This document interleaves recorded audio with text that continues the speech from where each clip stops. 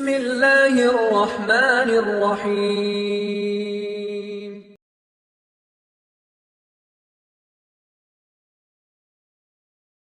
ரசூலுல்லாஹி ஸல்லல்லாஹு அலைஹி வஸல்லம் அவர்களுக்கு ரபியுல் அவ்வல் மாதம் வந்தால் பிறந்த நாள் கொண்டாடக்கூடிய வழக்கம் முஸ்லிம்களிடத்திலே பெரும்பான்மையாக இருக்கிறது.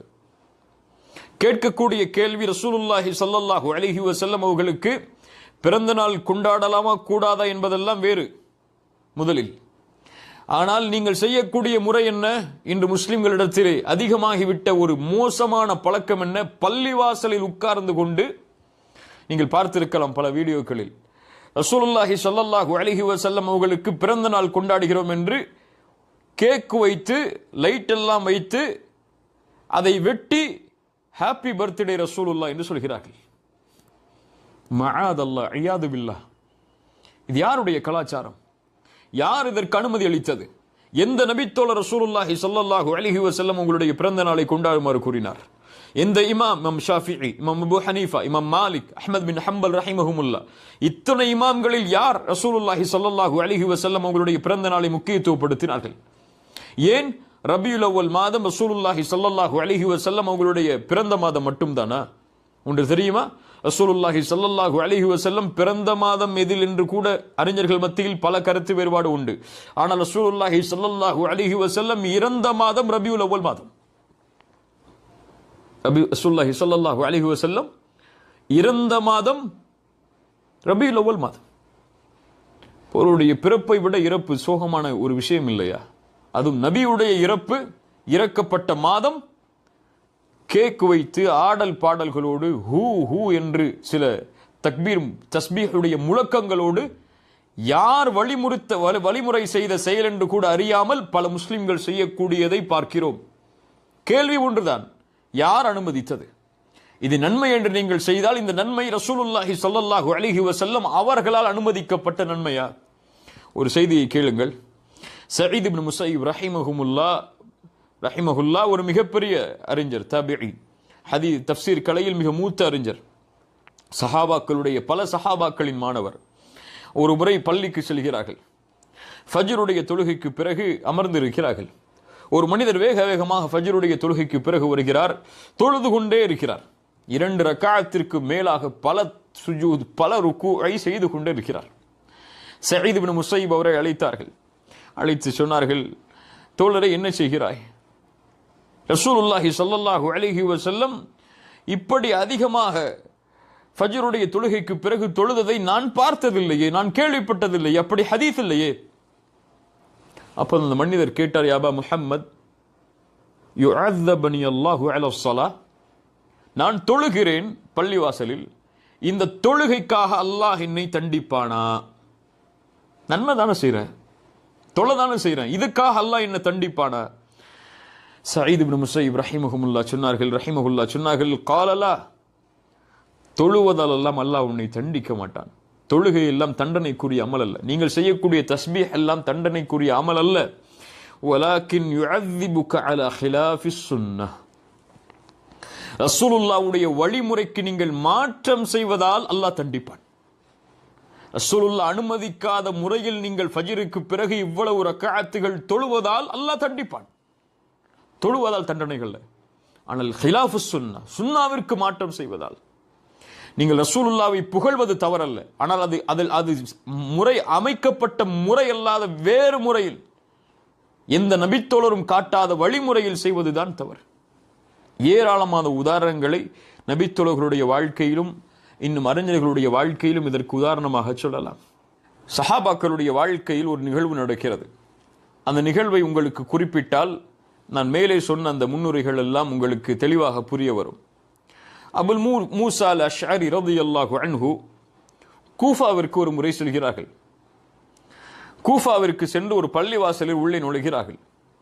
அந்த பள்ளிவாசலுக்கு உள்ளே சென்று பார்த்தால் சில மக்கள் தங்களுக்கென்று சில ஹலக்காவை, ஒரு அமர்வை ஏற்படுத்தி கொண்டு எல்லோரும் உட்கார்ந்து கொண்டிருக்கிறார்கள். ஒவ்வொரு குழுவிலும், அவங்க உட்கார்ந்து இருக்கக்கூடிய ஒவ்வொரு குழுவிலும் அவர்களுக்கு முன்னால் சில கற்கள் இருக்கிறது. என்ன செய்கிறார்கள்? அவர்கள் கற்களில் வைத்திருக்கக்கூடிய கற்களை கொண்டு கப்பிரு மிஅத்தன், ஒருவர் சொல்கிறார் 100 முறை தக்பீர் சொல்லுங்கள் என்று. அங்கே இருக்கக்கூடிய எல்லோரும் சொன்னார்கள் எல்லோரும் 100 முறை தக்பீர் சொன்னார்கள். அந்த கல்லை வைத்துக் கொண்டு அவர் ஏதோ செய்து கொண்டு 100 முறை தக்பீர் சொல்லுங்கள் என்று சொல்கிறார். அங்கிருந்து எல்லோரும் சொன்னார்கள் 100 முறை அல்லாஹுவை புகழ்ந்தார்கள். இன்னொரு முறை சொன்னார்கள் 100 முறை அல்லாஹுவை நீங்கள் தஹ்லீல் செய்யுங்கள், அல்லாஹ்வை துதியுங்கள் என்று. 100 முறை எல்லோரும் அல்லாஹ்வை துதிக்க ஆரம்பித்தார்கள்.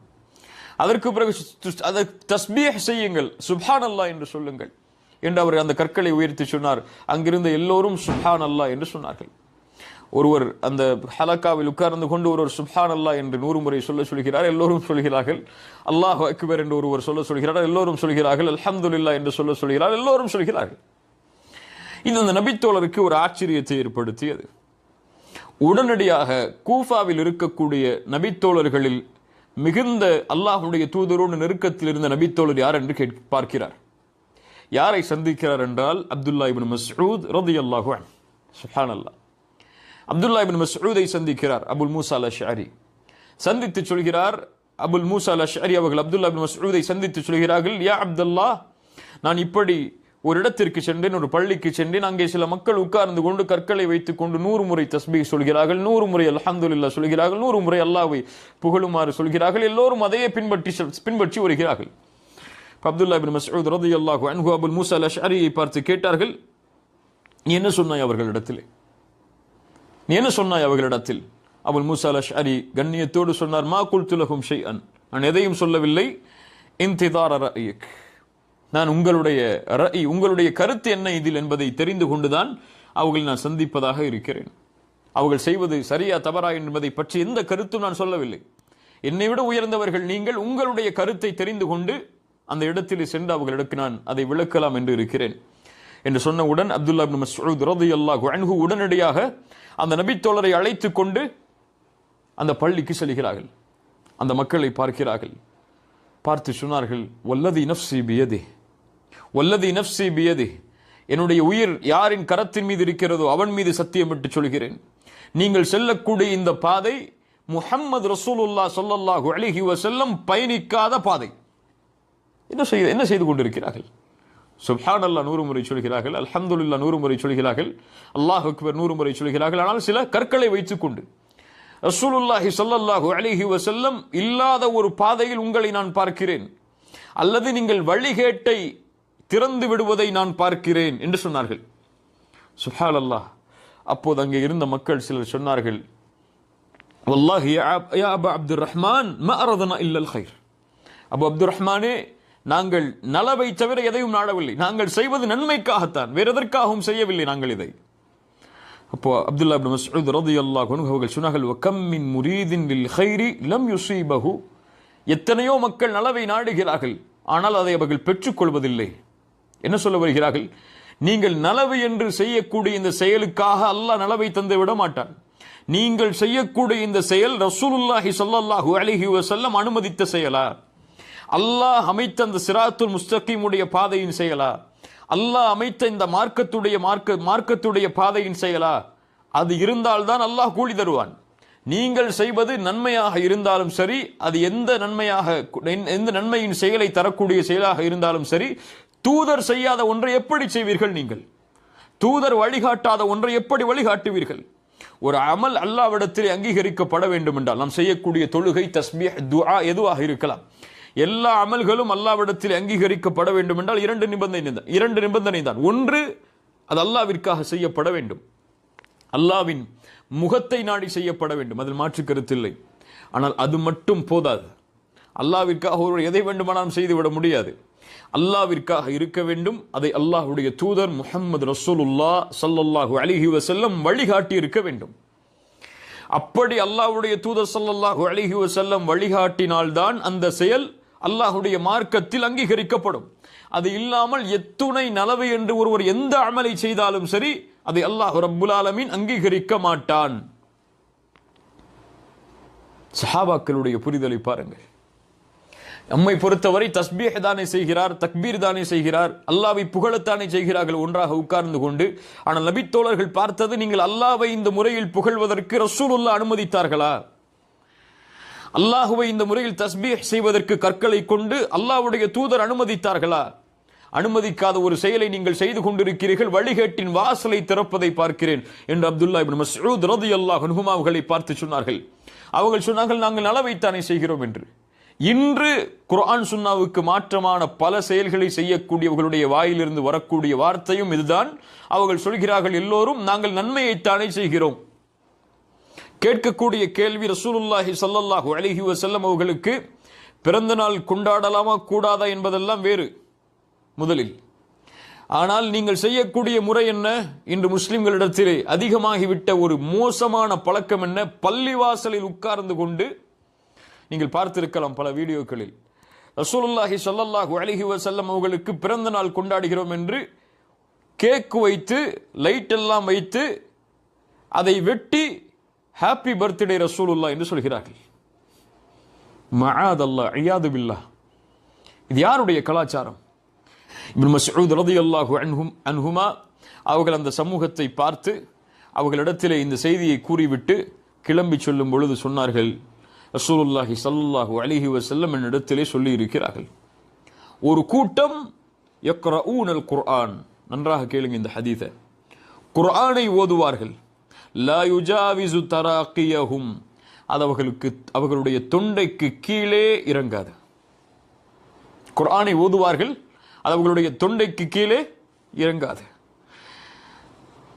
வைமுல்லாஹ் மா அத்ரி லஅல்ல அக்ஸருஹும் மின்கும், நான் அறிகிறேன் அதில் பெரும்பான்மையான மக்களாக நீங்கள் இருப்பீர்கள் என்று. யாரை பார்த்து சொன்னார்கள்? அல்லாஹ்வை 100 முறை புகழ்கிறார்கள், 100 முறை தஸ்பீஹ் செய்கிறார்கள், 100 முறை தக்பீர் செய்கிறார்கள். கற்களை கொண்டு அவர்களை பார்த்து சொன்னார்கள், நீங்கள் செய்யாத இந்த செயல் ரசூலுல்லாஹி செய்கின்ற இந்த செயல் ரசூலுல்லாஹி அனுமதித்ததல்ல. ரசூலுல்லாஹ் ஒரு கூட்டத்தை பற்றி சொன்னார்கள், அவர்கள் குர்ஆனை ஓதுவார்கள், அவர்களுடைய தொண்டைக்கு கீழே அது இறங்காதென்று, அந்த கூட்டமாகத்தான் உங்களை நான் பார்க்கிறேன் என்று கூறி திரும்பி சென்றார்கள். அம்ர் இப்னு சலமா அவர்கள் சொல்கிறார்கள், இந்த கூஃபாவில் உட்கார்ந்து கொண்டு அப்துல்லா இப்னு மஸ்ஊத் ரலியல்லாஹு அன்ஹுமா பேசிய இந்த கூட்டம்தான் நஹ்ரவான் என்ற இடத்தில் அலி இப்னு அபி தாலிப் அவர்களுக்கு எதிராக போராடினார்கள். ஹவாரிஜிகள், இஸ்லாமிய மார்க்கத்தில் ஏற்பட்ட முதல் கொள்கை குழப்பத்துடைய ஒரு கூட்டம் ஹவாரிஜிகள் அலி இப்னு அபி தாலிபை காஃபிராக்கி அவர்களோடு போர் செய்தார்கள். அவர்கள்தான் இந்த பள்ளிவாசலில் உட்கார்ந்து கொண்டு இப்னு மஸ்ஊத் இடத்திலே பேசியவர்கள். அல்லாஹ் ரப்புல் ஆலமீன் எமக்கு தெளிவை தருவானாக. கண்ணியத்துக்குரியவர்களே, ரசூலுல்லாஹி ஸல்லல்லாஹு அலைஹி வஸல்லம் தங்கள் வாழ்வில் எப்போதெல்லாம் அல்லாஹ்வுடைய மார்க்கத்தை எடுத்து சொல்வதற்காக ஹுத்பாவுடைய மேடையில் ஏறுவார்களோ அப்போதெல்லாம் அவர்கள் தங்களுடைய சத்தங்களை உயர்த்தி சொல்லுவார்கள், அம்மா பஅத் ஃபஇன்ன கைரல் ஹதீஸி கிதாபுல்லாஹ், வார்த்தையில் புத்தகத்தில் சிறந்தது அல்லாஹுடைய புத்தகமாகும். வ கைருல் ஹுதா ஹுதா முஹம்மதின் ஸல்லல்லாஹு அலைஹி வஸல்லம், நேர்வழியில் சிறந்தது ரசூலுல்லாஹி ஸல்லல்லாஹு அலைஹி வஸல்லம் அவர்கள் அமைத்து தந்த நேர்வழியாகும். வ ஷர்ருல் உமூரி முஹ்தஸாத்துஹா, காரியங்களில் மிக கெட்டது புதுமைகளாகும். வ குல்லு பித்அத்தின் ضலாலா, அல்லாஹ்வுடைய மார்க்கத்தில் ஏற்படுகின்ற ஒவ்வொரு பித்அத்தும் ஒவ்வொரு புதுமைகளும் வழிகேடுதான். வ குல்லு ضலாலத்தின் ஃபின்னார், எல்லா வழிகேடுகளும் நரகத்தை நோக்கிதான் அழைத்து செல்லும். ரசூலுல்லாஹ் ஸல்லல்லாஹு அலைஹி வஸல்லம் அவர்கள் ஒரு முறை சஹாபாக்களுக்கு அறிவுரை செய்யும் பொழுது சொன்னார்கள், ஃபஇன்னஹு மை யஇஷ் மின்கும் யரா பஅதி இக்திலாஃபன் கஸீரா, எனக்கு பிறகு வாழக்கூடிய மக்கள் அதிகமான கருத்து வேற்றுமைகளை பார்ப்பீர்கள். அல்லாஹ்வுடைய தீனில் ஏராளமான கருத்து வேற்றுமைகளை பார்ப்பீர்கள். இன்னும் ரசூலுல்லாஹ் ஸல்லல்லாஹு அலைஹி வஸல்லம் சொன்னார்கள், சயகூனு ஃபி ஆகிரி உம்மத்தி உனாசுன் யுஹத்திஸூனகும் மா லம் தஸ்மஉ அன்தும் வலா ஆபாவுக்கும் ஃபஇய்யாக்கும் வ இய்யாஹும். அல்லாஹு அக்பர். இந்த எச்சரிக்கையை கேளுங்கள். கடைசி சமூகத்தில் ஒரு மக்கள் தோன்றுவார்கள் என்னுடைய சமூகத்திலிருந்து. இறுதி மறுமை ஏற்படுவதற்கு முன்னால் ஒரு சமூகம் என்னுடைய உம்மத்திலிருந்து தோன்றும். அவர்கள் செய்திகளை அறிவிப்பார்கள், அதை நீங்களோ உங்களுடைய முன்னோர்களோ கேள்விப்பட்டே இருக்க மாட்டீர்கள். ஆனால் அவர்கள் தீன் என்று சொல்லுவார்கள். அதை ரசூலுல்லாஹ் சொன்னார்கள், ஃபஇய்யாக்கும், அவர்களை குறித்து நான் உங்களுக்கு எச்சரிக்கை செய்கிறேன், வ இய்யாஹும், நீங்களும் அவர்களை விட்டு தூரமாக இருந்து கொள்ளுங்கள். அவர்களும் எச்சரிக்கைக்குரியவர்கள் தான், நீங்களும் அவர்களை விட்டு தூரமாகி விடுங்கள். நீங்கள் கேள்விப்படாத செய்திகளை எல்லாம் உங்களுடைய முன்னோர்கள் கேள்விப்படாத செய்திகளை எல்லாம், உங்களுடைய முன்னோர்கள் என்றால் யார்? நபித்தோழர்கள், அவர்களை பின்பற்றியவர்கள், அந்த இமாம்கள், அந்த அறிஞர்கள் செய்யாத காரியங்களை எல்லாம் அவர்கள் மார்க்கமாக செய்வார்கள். ரசூலுல்லாஹ் ஸல்லல்லாஹு அலைஹி வஸல்லம் அப்போதுதான் சொன்னார்கள், அதிகமான கருத்து வேற்றுமைகளை பார்ப்பீர்கள். அந்த கருத்து வேற்றுமைகள் வரும்போது நீங்கள் நேரான பாதையில் பயணிக்க வேண்டும் என்றால் நீங்கள் செய்ய வேண்டியது ஒன்றுதான், ஃபஅலைக்கும் பிசுன்னதி, நீங்கள் என்னுடைய வழிமுறையில் நிலைத்திருங்கள். நான் அந்த செயலை அனுமதித்திருக்கிறேனா என்று பாருங்கள், என் சுன்னாவில் அதனுடைய வழிகாட்டல் இருக்கிறதா என்று பாருங்கள். அதற்கு பிறகு சொன்னார்கள், வசுன்னத்துல் குலஃபாஇர் ராஷிதீனல் மஹ்தியின், நேர்வழி பெற்ற எனக்கு பிறகு வரக்கூடிய ஹலீஃபாக்களாகிய அந்த நபித்தோழர்களுடைய வழிமுறையில் அது இருக்கிறதா என்று பாருங்கள். இதுதான் சிராத்துல் முஸ்தகீமுடைய பாதையை, அந்த பாதையில் நாம் இருக்கிறோமா இல்லையா என்பதற்கு எடை போடக்கூடிய அளவுகோல். என்ன அளவுகோல்? அது ரசூலுல்லாஹ் சென்ற பாதையா, அவர்களை பின்தொடர்ந்து வந்த நபித்தோழர்கள் சென்ற பாதையா? அது இந்த இரண்டு பாதையிலும் அது இல்லை என்றால் ரசூலுல்லாஹ் சொன்னதை போல்தான் வலதுபுறம் இடதுபுறம் பிரியக்கூடிய அந்த கோடுகள், ஒவ்வொரு கோடுகளுடைய வாசலில் உட்கார்ந்து கொண்டும் ஷைத்தான் அழைப்பான், அந்த பாதையில் பயணித்து வாருங்கள் என்று. நபித்தோழர்கள் பார்த்த அளவுகோல் அது. ஹவாரிஜிகள் அலி இப்னு அபி தாலிபை காஃபிர் என்று கூறி ஒரு இடத்திலே ஒதுங்கி இருக்கிறார்கள். இப்னு அப்பாஸ் ரலியல்லாஹு அன்ஹுமா அவர்கள் சென்று அவர்களிடத்திலே பேசப் போகிறார்கள். அப்போது அப்துல்லா இப்னு அப்பாஸ் அவர்களிடத்திலே பேசுகிறார்கள், நான் ஹலீஃபா அலி இப்னு அபி தாலிபுடைய அனுமதியோடு உங்களிடத்திலே வந்திருக்கிறேன். உங்களை விட சிறந்த முஹாஜிர்கள் அன்சாரிகளுடைய நபித்தோழர்களுடைய குழுவிலிருந்து நான் வந்திருக்கிறேன். அவர்கள் மேல்தான், அவர்கள் இருக்கக்கூடிய சூழ்நிலையில் தான் அல்லாஹ்வுடைய வஹி இறங்கியது. உங்களை விட வஹியை அவர்கள் புரியக்கூடியவர்கள். அந்த நபித்தோழர்களுடைய கூட்டத்திலிருந்து நான் வந்திருக்கிறேன். நீங்கள் ஹவாரிஜ்கள் ஒரு புதிய கருத்தை முன்வைக்கிறீர்கள், அலி இப்னு அபி தாலிபை காஃபிராக்குவதற்கு, நபித்தோழர்களில் சிலரை காஃபிராக்குவதற்கு. ஆனால் இந்த கூட்டத்தில் 7000 மக்கள் அங்கே இருக்கிறார்கள், அலி இப்னு அபி தாலிபை காஃபிர் என்று கூறி. அந்த ஹவாரிஜ்கள் அவர்களிடத்தில் கேட்கிறார்கள், உங்களுடைய கூட்டத்தில் ஒருவர் கூட நபித்தோழர் இல்லையே, ரசூலுல்லாஹ்வை ஈமான் கொண்ட தோழர் ஒருவர் கூட உங்களிடத்திலே இல்லையே, அப்படி என்றால் எப்படி நீங்கள் இருப்பதை சத்தியம் என்று சொல்வீர்கள்? சஹாபாக்கள் ஒரு கொள்கையை முடிவெடுப்பதற்கு வைத்த பாதை எம்முடைய ரசூலுல்லாஹி ஸல்லல்லாஹு அலைஹி வஸல்லம் அனுமதித்த பாதையா, நபித்தோழர்கள் அதில் பயணித்த பாதையா என்றுதான்.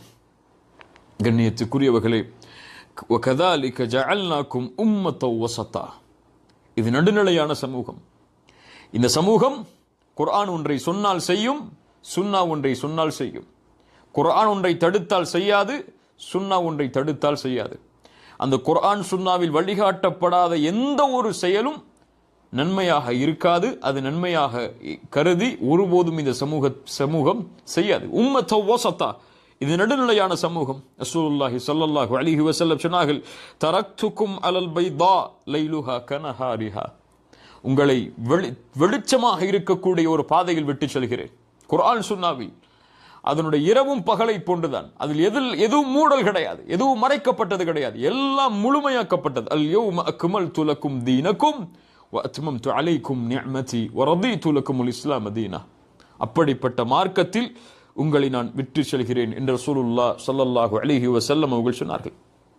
அல்லாஹ்வுடைய தூதர் ஸல்லல்லாஹு அலைஹி வஸல்லம் சொன்னார்கள், லா தஸாலு தாயிஃபத்தும் மின் உம்மதி ஸாஹிரீன அலல் ஹக், என்னுடைய சமூகத்தில் ஒரு கூட்டம் கடைசி வரை, மறுமை ஏற்படும் வரை சத்தியத்தில் நிலைத்திருக்கும். அல்லாஹ் அந்த கூட்டத்தில் எம்மையாக்கட்டும். 12 என்று எப்படி மாறியது? ஹிஜ்ரி 570 பிறகுதான், ஒரு வரலாற்று சுருக்கத்திற்காக உங்களுக்கு சொல்கிறேன், 570 பிறகுதான் இந்த மீலாதுன் நபி என்று கொண்டாடப்படக்கூடிய, முஹம்மது ரசூலுல்லாஹ்வுடைய பிறந்த நாள் என்று கொண்டாடப்படக்கூடிய இந்த நிகழ்வு ஹிஜ்ரி 570 பிறகுதான் வரலாற்றிலேயே தொடக்கமாகிறது. 570க்கு முன்னால் வாழ்ந்த யாரும் ரபியுல் அவ்வல் மாதம் 12ஆம் தேதியை ஒரு பெருநாளாகவோ அல்லது மீலாது நபி அல்லாஹ்வுடைய தூதர் பிறந்த நாள் என்றோ எந்த ஒரு மார்க்க அறிஞரும் எந்த ஒரு மனிதரும் கொண்டாடவில்லை. 570 மக்கள் முதலாக அறிமுகப்படுத்தும் பொழுது ஒரு நாளை வைக்கும் பொழுது மீலாது நபியை 12வது நாளாக முஹம்மது ரசூலுல்லாஹ் பிறந்த நாளாக 12வது நாளாக முதலாக அறிமுகப்படுத்தியதால் 570 ஹிஜ்ரிக்கு பின்னால் தான் அறிமுகப்படுத்தியதால் ஹிஜ்ரி 570 தான் அறிமுகப்படுத்தியதால் அப்படியே அது தொடர்ச்சியாக இன்று வரை மீலாது நபி ரபியுல் அவ்வல் 12ஆம் தேதியாக கொண்டாடப்படுகிறது. தவிர இது குர்ஆன் சுன்னாவின் அடிப்படையிலேயோ அல்லது சஹாபாக்களுடைய கூற்றின் அடிப்படையிலேயோ அல்லது தாபிஈன்கள் தபா தாபிஈன்களுடைய கூற்றின் அடிப்படையிலேயோ சொல்லப்பட்ட நாள் கிடையாது என்பதை மட்டும் மனதிலே வைத்துக் கொள்ளுங்கள். அந்த நாளை கண்ணியப்படுத்தலாமா, அந்த நாளிலே கொண்டாடலாமா, இதுவெல்லாம் தனியான தலைப்பு. ஆனால் முஹம்மது ரசூலுல்லாஹி ஸல்லல்லாஹு அலைஹி வஸல்லம் அவர்களுடைய தோழர்களோ அவர்களுக்கு பின்னால் வந்த அறிஞர்களோ அவர்களுக்கு பின்னால் வந்த அறிஞர்களோ யாரும் இந்த நாளை முக்கியத்துவப்படுத்தி கொண்டாடியதாக அதை ஒரு கண்ணியமாக நினைத்ததாக வரலாறுகள் எமக்கு கிடையாது. முஹம்மது ரசூலுல்லாஹ்வுடைய பிறந்த நாளை ஒருவர் கொண்டாட வேண்டும் என்று எண்ணினால் அவர் செய்ய வேண்டியது முஹம்மது ரசூலுல்லாஹ் தன்னுடைய பிறப்பிற்காக எந்த கிழமை நோன்பு திங்கட்கிழமை. அவரும் நன்றி செலுத்துவதற்காக அல்லாஹ்விற்கு நாடினால் முஹம்மது ரசூலுல்லாஹ்வை இந்த பூமியில் கொடுத்ததற்கு அவரும் அல்லாஹ்வுடைய தூதருடைய வழியில் திங்கட்கிழமை நோன்பு வைப்பதுதான் அல்லாஹ்வுடைய தூதருடைய பிறந்த தினத்திற்கு நன்றி செலுத்துவதற்கு அடையாளமே தவிர அது அல்லாத மற்ற சடங்குகளை சம்பிரதாயங்களை செய்வதெல்லாம் இதுவரை 570 ஹிஜ்ரிக்கு முன்னால் வரை எந்த ஒரு வரலாற்று ஆசிரியரும் எந்த ஒரு மார்க்க அறிஞரும் அதற்கு அனுமதி இருப்பதாக எமக்கு கூறவில்லை. முஹம்மது ரசூலுல்லாஹ் ஸல்லல்லாஹு அலைஹி வஸல்லம் சுருக்கமாக எப்போது பிறந்தார்கள்? ரபியுல் அவ்வல் மாதம் திங்கட்கிழமை ஆமுல் ஃபீல் ஆண்டிலே நாள் என்பது எமக்கு தெரியாது. அல்லாஹு அலம், அல்லாஹ் தான் அறிந்தவன்.